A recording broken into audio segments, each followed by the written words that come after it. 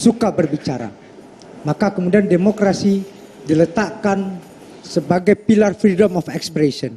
Jadi teman-teman, apa yang dikatakan oleh Bung Aris Azhar, itulah yang harus kita dukung. Kenapa kita pilih demokrasi? Karena kita merayakan kebebasan berpendapat, kebebasan berbicara. Dan di sisi lain dari demokrasi adalah sistem yang kemudian mengedepankan ketakutan, teror, dan intimidasi. Nah, teman-teman bisa lihat, apakah ketika teman-teman di dalam kampus takut tidak sama rektor atau sama dekan atau sama dosennya. Nah, hari ini kita bisa lihat, apakah kita hari ini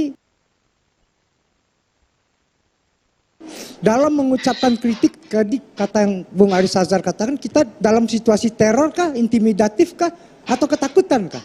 Maka kemudian demokrasi kita yang menjadi catatan, saya sepakat, undang-undang ITE kita misalnya, itu digunakan betul sebagai sebuah hal yang karet untuk kemudian menjadi jebakan Batman. Ini harus kita benar-benar revisi dan sekarang sedang berjalan.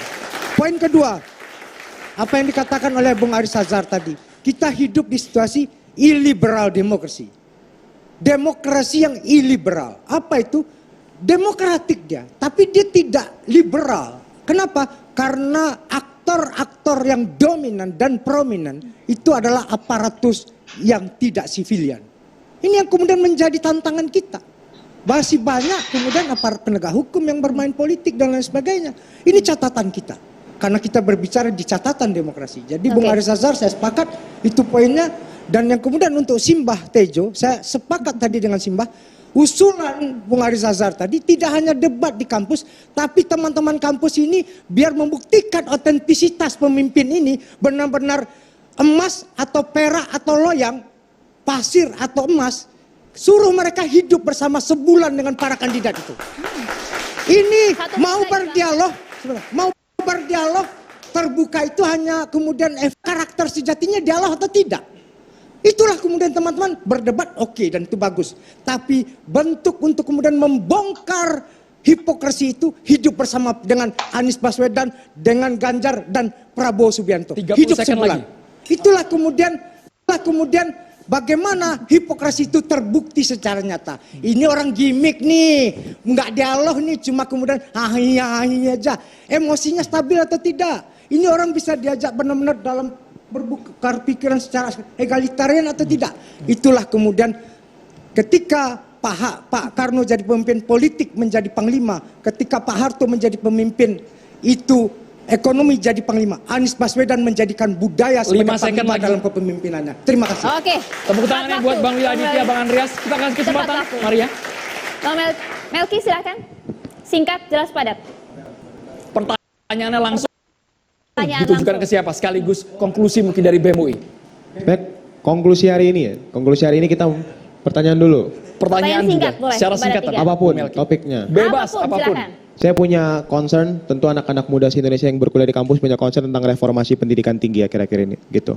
Selama bulan Juni, Juli, Agustus, semua kampus di Indonesia sedang capek mengadvokasikan mahasiswa baru yang tarif UKT-nya semakin mahal di kampus-kampus negeri. Katanya dana BOP-PTN dari Kemendikbud semakin berkurang. Katanya juga ada minimalisir bantuan bagi PTNBH. Dan bagi beberapa PTS pun masalah-masalahnya semakin nyata gitu. Itu yang pertama. Yang kedua, seringkali kebebasan akademik kita di kampus pun dibelenggu oleh pimpinan kampus gitu. Di UI kami berkali-kali berusaha untuk berkomunikasi baik dengan pimpinan kampus, berusaha untuk ini itu dan lain sebagainya, tapi tetap terjadi hambatan-hambatan. Rupanya tidak hanya di UI. Teman-teman UGM mengeluhkan yang sama, teman-teman Brawijaya sempat hampir dibekukan, badan eksekutif dan lain sebagainya. Ini masalah nyata. Yang ketiga, terkait kekerasan seksual di dalam kampus pun seringkali tidak ada perlakuan sama. Satgas PPKS di UI tidak didanai dengan maksimal, tapi mungkin di kampus lain maksimal, tapi ada yang belum sama sekali.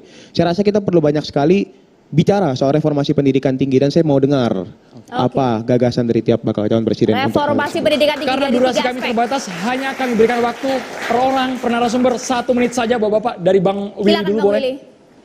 Terima kasih, saya sepakat. Pertama, reformasi pendidikan tinggi kita, saya mengatakan akses untuk pendidikan tinggi kita 20% di dalam undang-undang dasar itu tidak tepat sasaran.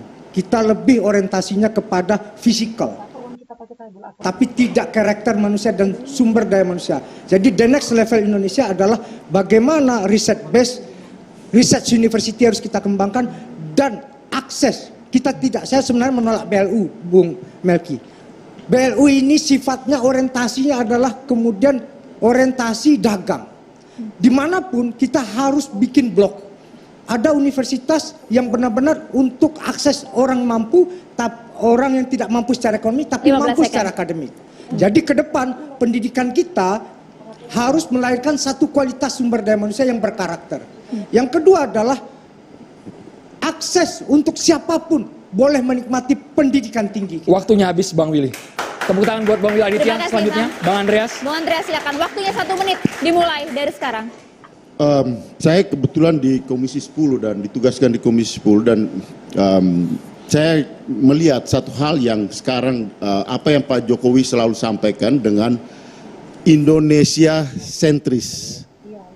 Indonesia sentris dalam bidang pembangunan yang berkaitan dengan infrastruktur. Ini akan dilanjutkan oleh pemerintahan Pak Ganjar ketika dia menjadi presiden untuk pendidikan, termasuk pendidikan tinggi pun harus menjadi Indonesia sentris. Karena satu poin di dalam pendidikan kita yang kita alami adalah ketidakadilan. Satu contoh, kota dan di luar kota. Kemudian Indonesia di Jawa dan luar Jawa. Kemudian swasta dan negeri. Yang dari negeri saja pun mengatakan masih membicarakan bahwa mahalnya biaya pendidikan, apalagi terjadi dengan yang ada di swasta. 5 detik lagi Bang Oleh Andreas. karena itu satu poin yang penting adalah bagaimana Indonesia sentris dalam bidang pendidikan di pemerintahan ke depan dan itu akan dilakukan oleh Waktunya pemerintahan habis. Ganjar. Terima habis, kasih Bang Bung Andreas. Andreas. Silakan Bang Andre. Baik, terima kasih. Yang pasti Melki, Pak Prabowo kalau diberikan mandat oleh rakyat menjadi presiden 2024-2029 pasti dan memastikan bahwa seluruh rakyat Indonesia berhak mendapat pendidikan yang layak. Ya, mulai dari SD, SMP, SMA dan ke perguruan tinggi. Disitulah kehadiran pemerintah untuk mewujudkan rasa keadilan. Saya tidak ingin pidato panjang-panjang, reformasi pendidikan pasti kita lakukan, tapi yang paling penting Prabowo hadir untuk memastikan seluruh tumpah darah rakyat Indonesia bisa menikmati pendidikan sampai panggung perguruan tinggi. Terima kasih. 20 detik lagi second Bang. lagi, 20 detik 20 second lagi. Bang Mau Andre. dimanfaatkan? Cukup, terima kasih. Oke, baik. Terima kita berikan tepuk tangan untuk ketiga kandidat kita. Memang malam hari ini masih bumbu-bumbunya manis ya, Mbak Tejo. Janji-janjinya masih seger-seger, tapi tidak tahu kami realisasinya seperti apa nanti, Maria. Nanti kita tunggu 14 September. Kita jeda terlebih dahulu. Sesaat lagi catatan demokrasi akan kembali untuk Anda.